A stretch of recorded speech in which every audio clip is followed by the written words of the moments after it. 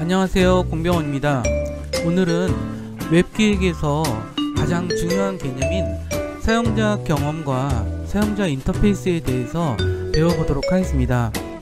이 개념이 굉장히 쉬운 이야기 같지만 또 어렵기도 하고, 또 되게 어려운 것처럼 느껴지지만 되게 쉽기도 한 개념인데, 이 두 가지 개념을 우리가 이해해야만 우리가 웹기획에 대해서 논의되고 있는 굉장히 많은 이야기들 또는 전문적으로 분석한 여러가지 이제 글이나 이런 것들을 우리가 이해할 수가 있고, 우리가 웹기획자로서 성장할 수 있는 되게 중요한 계기가 되는 기준점이라고 생각할 수 있습니다. 그래서 전체적으로 내용은 사용자 경험이란 무엇인지, 그리고 사용자의 경험 디자인이라고 하는 것은 어떤 작업을 이야기하는지, 그리고 사용자 경험이라고 하는 것이 되게 모호한 이유가 있죠. 그래서 그런 이유들도 살펴보도록 하겠습니다.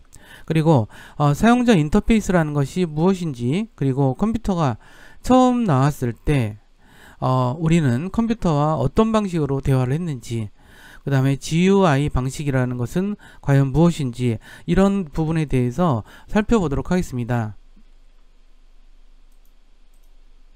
먼저 사용자 경험에 대해서 한번 생각해 보도록 하겠습니다.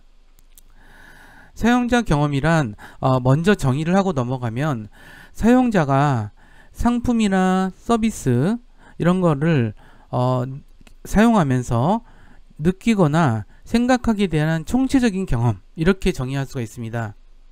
우리는 어떤 제품 그리고 어떤 서비스를 직접 사용하거나 간접적으로 사용하게 됩니다. 근데 제품과 서비스뿐만 아니라 웹사이트라든가 아니면 스마트폰의 어떤 그 애플리케이션이라든가 이런 것들도 우리가 사용하면서 여러가지 만족하는 마음도 있겠고, 또는 감정적으로 재미있다거나 지루하다거나 싫거나 이런 경험들이 있겠죠. 그러니까 만족도, 감정, 이런 것들에 대한 총체적인 경험을 우리는 사용자 경험이라고 이야기를 하고 있습니다. 이 사용자 경험이라고 하는 것은 단순히 기술적 효용성만을 우리가 바라보는 것은 아니고요.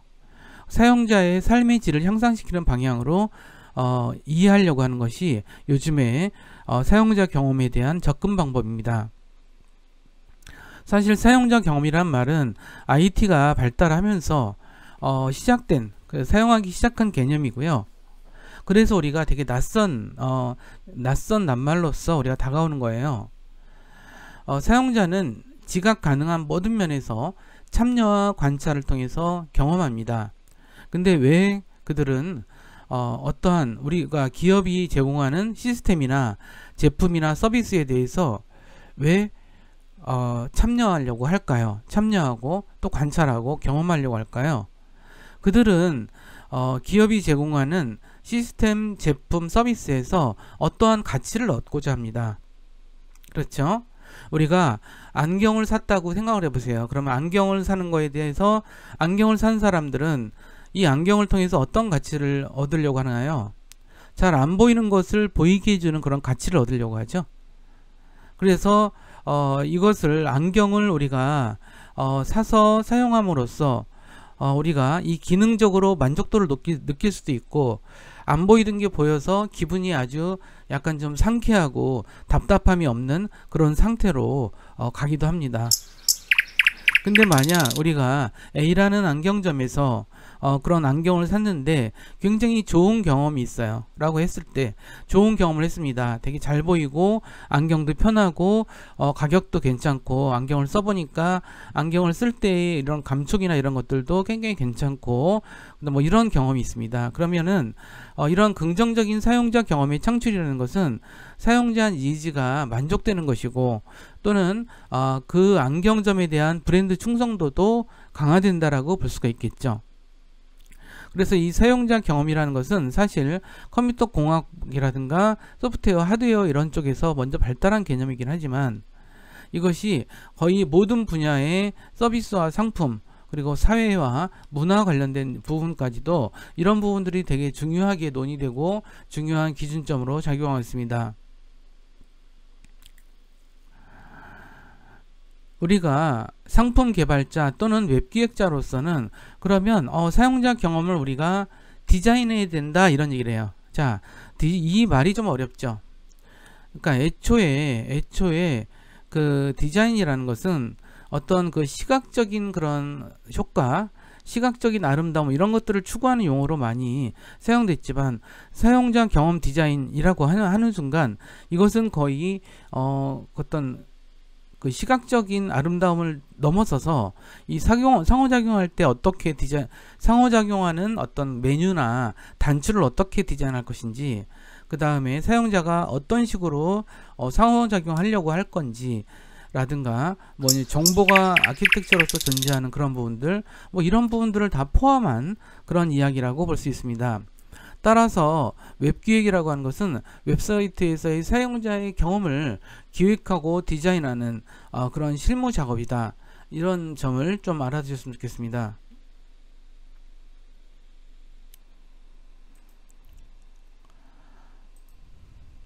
그럼 여기서 경험이라는 개념에 대해서 우리가 좀 찬찬히 한번 살펴보도록 하겠습니다.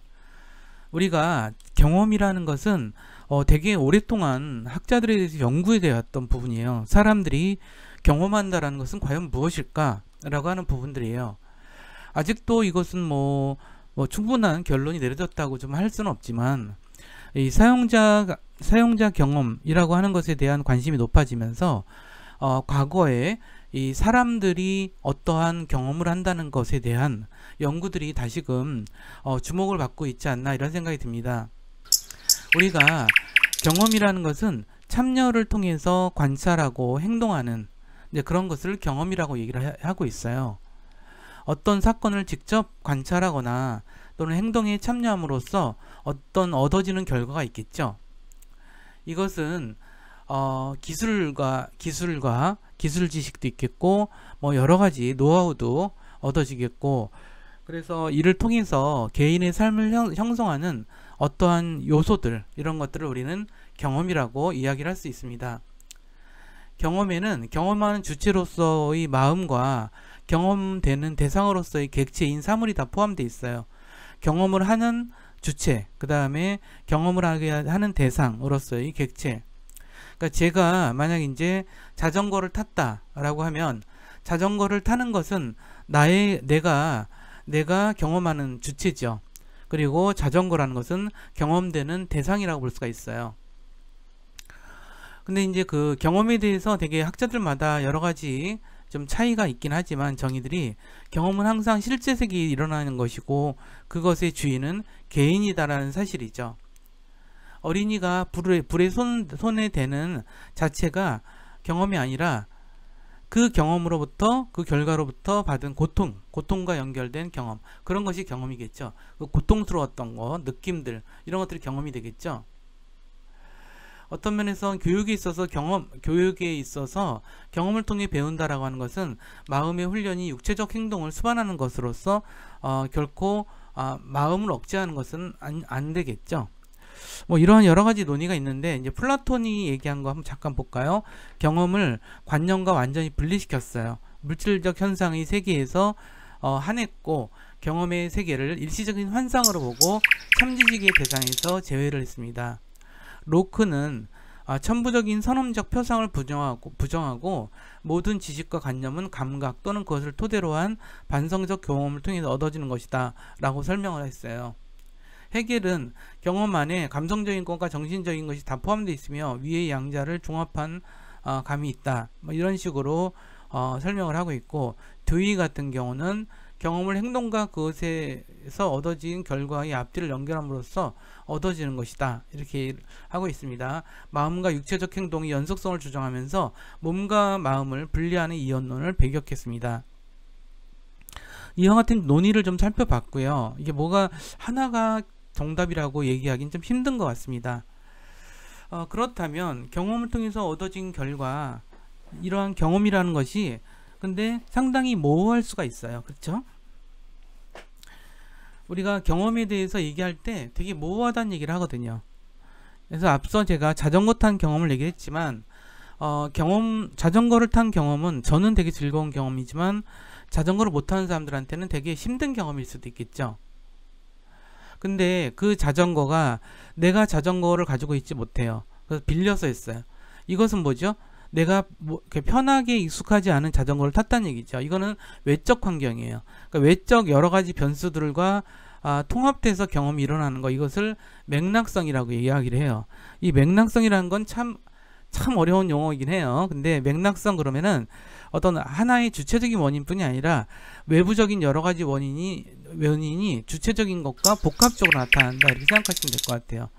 그 다음에 이 경험이라는 것은 총체성이 있다고 얘기를 하거든요. 총체성이라는 것은 어느 하나의 어떤 기능적인 만족도뿐 아니라 그걸 통해서 감정도 느끼고 뭐 여러 가지 이렇게 복잡한 그런 어떤 인지적인 요소들을 통해서 경험을 한다라는 그런 뜻이라고 보면 될 것 같아요. 그래서 인간의 경험은 그 사람의 성격적, 인격적 특성에 따라서 주관적이라는 거죠. 자, 우리가 등산을 하는 것들에 대해서 또 만약 등산을 한다라고 볼 때도 등산이라는 건 굉장히 주관적 경험이잖아요. 그렇죠? 그것이 좋을 수도 있고 나쁠 수도 있고 힘들 수도 있고 아주 혐오스러울 수도 있고 막 그럴 거예요. 그것은 그 등산에 대해서 그 사람이 겪었던 그러한 경험들 뭐 이런 것들에 기반한 측면이 강하죠. 예를 들어서 등산을 갔다가 뭐 누구한테 돈이라도 뺏겼다 그러면 다시는 가고 싶지 않을 거예요. 그렇죠? 근데 등산을 가서 젊었을 때부터 자기 친구나 애인들과 되게 좋은 경험이 있다 그러면은 산이라고 하는 것에 대한 좀 좋은 이미지를 가지고 있을 수 있겠죠. 이런 식으로 상당히 주관적이라는 거예요. 그 다음에 맥락적 성격도 있죠. 예를 들어서 우리는 예를 들어 클럽이라든가 뭐 이런 사람들이 많이 모이는 축제 이런 것들을 되게 좋아하지만 이렇게 뭐 전염병이 많이 이렇게 확산되어 있을 때는 그런 곳에 대해서는 별로 좋게 생각하지 않을 수도 있어요. 그렇죠? 그거는 맥락적인 그런 측면이 있다라는 뜻이죠. 자, 그 다음에 이제 그 총합적인이라는 얘기는 좀 말씀을 드린 것 같아요. 그래서 사람의 경험이라는 것은 상당히 모호하다. 그 모호한 이유는 경험이라는 것 자체가 갖는 주관성과 맥락성과 총체성 때문이다 라고 이해할 수 있을 것 같아요. 그런데 우리가 디자인이라는 용어에 대해서도 사용자 경험 차원에서는 좀 다른 차원의 이야기가 되기 시작을 하고 있어요. 애초에 디자인이라는 것은 되게 오래된 영역이었죠. 굉장히 오래된 분야의 영역이죠. 그래서 시각적으로 아름다움을 주고 어떤 그 가치를 담아내고 막 이런 건데 근데 최근에 와서는 이 디자인이라는 개념을 좀 확장해서 쓰고 있어요.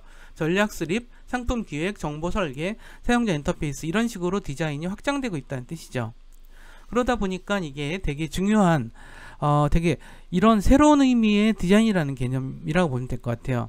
그래서 제품, 시스템, 서비스, 회사 이런 거에 대해서 사용자가 특정 포인트를 중심으로 경험하게 만드는 것.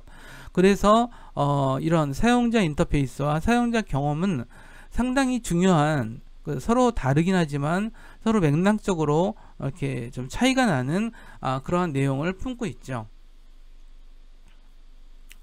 결국은 이 디자인이라는 것이 사용자에게 좋은 경험을 전달해서 그가 다시 구매하고 지속적으로 사용하는 것을 권장하게끔 그렇게 하는 거라고 보시면 될 것 같습니다.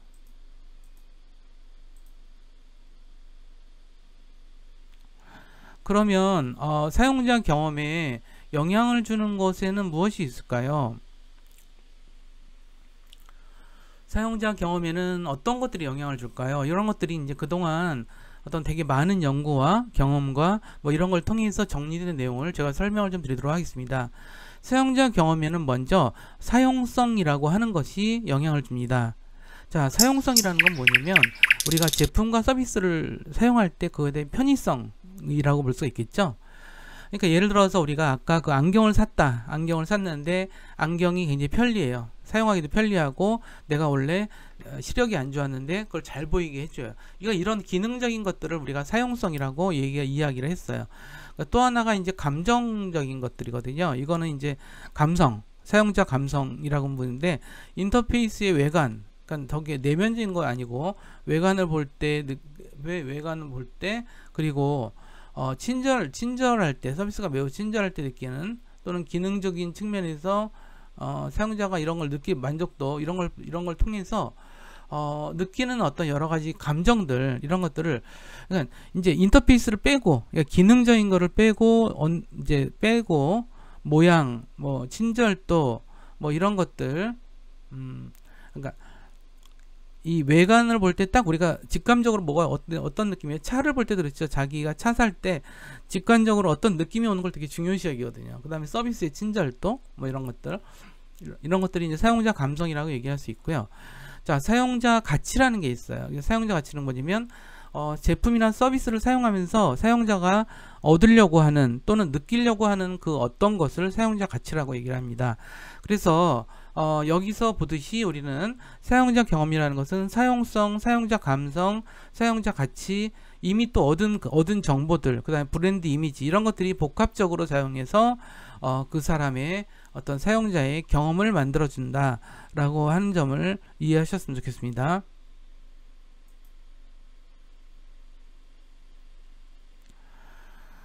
그러면 이번에는 사용자 인터페이스에 대해서 들어가도록 하겠습니다.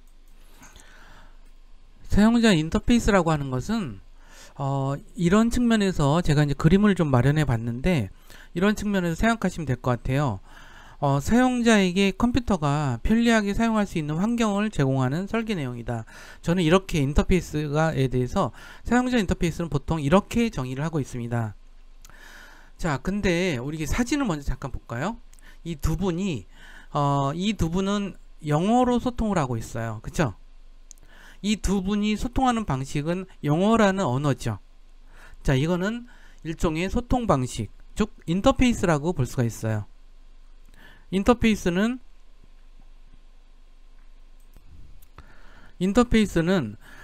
이 사람과 이 사람이 서로 소통하게 하는 어떤 하나의 방법이라고 보시면 될 것 같아요. 자, 근데 이분들은 어떻게 소통하고 있나요? 이분들은 이 그림을 통해서 소통하고 있죠. 그림만 갖고도 이것을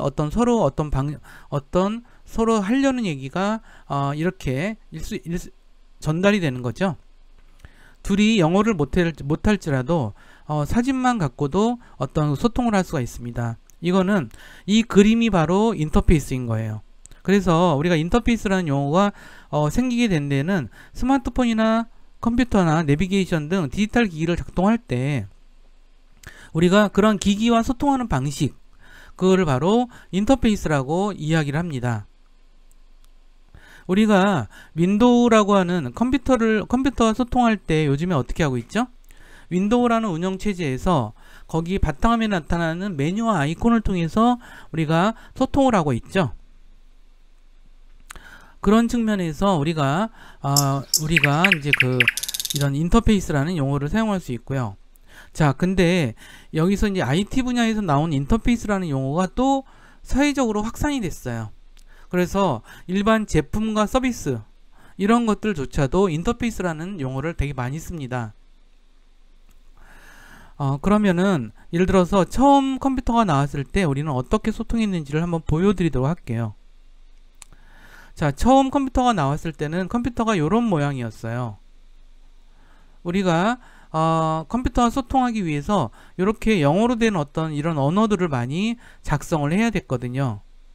이걸 통해서 컴퓨터와 소통하고 컴퓨터한테 어떤 명령을 내리고, 이것을 우리는 이 시절의 얘기를 우리는 캐릭터 유저 인터페이스 보통 이렇게 얘기하기도 하고요. 또는 코맨드 라인 인터페이스 이렇게 얘기도 해요. 명령어 줄을 통해서 컴퓨터와 소통한다라는 뜻이겠죠. 그렇다면 현재에 있어서의 윈도우 10, 윈도우 10 버전에서는 어떻게 하나요? 우리가 마우스를 통해서 인터페이스를 하죠. 마우스를 통해서 이 아이콘들을 클릭함으로써 이제 컴퓨터와 소통하는 방식인 거죠. 자, 그렇다면 이런 윈도우 방식으로 우리가 소통하는 방식을 뭐라고 얘기를 하냐면 그래픽 유저 인터페이스라고 이야기를 해요. GUI라고 이야기를 하죠. 이걸 통해서 사람들은 더욱더 직관적으로 컴퓨터와 소통할 수가 있겠죠. 앞서서 명령어를 직접 작성하고 입력하는 방식으로 해서는 사실 전문가들이 아니고 나서는 사용하기 힘들죠. 그렇기 때문에 이런 식으로 컴퓨터와의 대화가 그래픽 유저 인터페이스 방식으로 바뀌었다라는 점들을 설명드리게 됐어요. 잠깐 제가 우리가 그 웹사이트를 1년에 한 번씩 선정을 해서 훌륭한 웹사이트들을 저기를 시상을 하는 곳이 있어요. 그런 곳이 뭐 몇 군데가 있긴 한데 가장 권위 있는 그런 곳에서 그런 사이트를 잠깐 보여드리도록 하겠습니다. 웹 기획을 하시는 분들은 이 웹 어워드 코리아 이 사이트를 좀 꼭 기억을 해주셨으면 좋겠어요.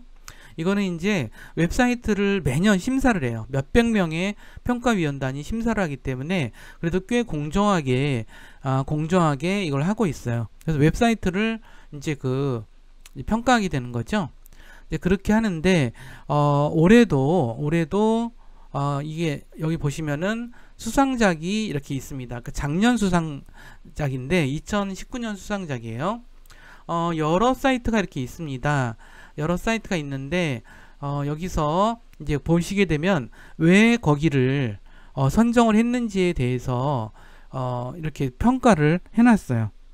그래서 보시다 보면 웹사이트 설명도 굉장히 볼만한 내용이 많아요. 좀 어렵긴 하지만 이제 보통 보면은 여러 가지 이제 제작 목적 및 의도, 기획 의도 이런 부분들을 되게 중요시 다뤘죠.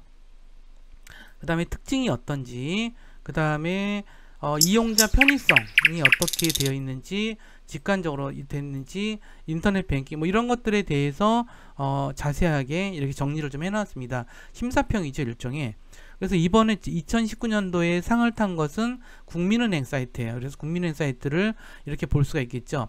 국민은행 사이트에서 사람들은 어떠한 사용자 가치를 얻으려고 할까요? 그들이 얻으려고 하는 사용자 가치는 인터넷 뱅킹이라는 걸 통해서 금융거래를 하는 거겠죠. 근데 그 금융거래가 안전하고 신속하고 편리하게, 근데 그런 것들이 이제 사용자가 얻으려는 가치겠죠. 이제 그런 부분들인데, 그런 건데 이거는 그래픽 유저 인터페이스 방식으로 우리는 이렇게 클릭해서 나갈 수가 있는 거죠. 이와 같이 사용자 인터페이스가 이런 식으로 우리한테 보여줄 수가 있는 거고, 결국은 그 사용자 경험과 사용자 인터페이스는 함께 붙어 있는 개념이라고 생각하시면 될 것 같습니다.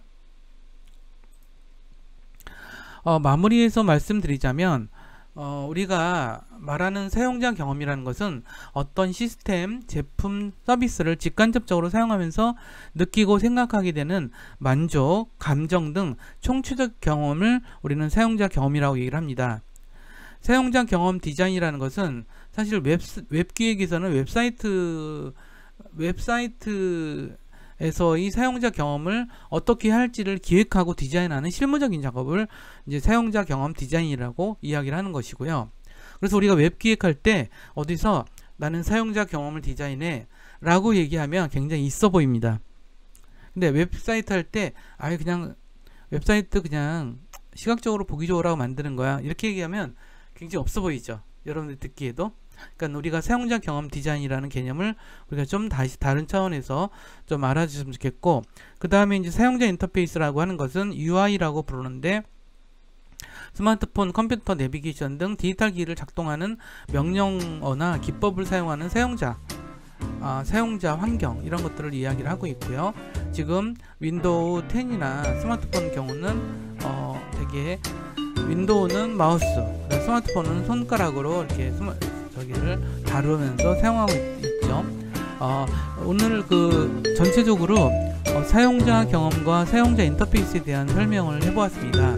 이 두 개념은 우리가 웹사이트를 앞으로 기획하고 또는 웹사이트를 평가하고 웹사이트를 개선하는 데 있어서 되게 중요한 기준점이 되기 때문에 여러분들한테 이 개념만 따로 모아서 설명을 드렸습니다. 그럼 다음 시간에 더 재미있고 유익한 내용으로 여러분들을 찾아뵙겠습니다. 감사합니다.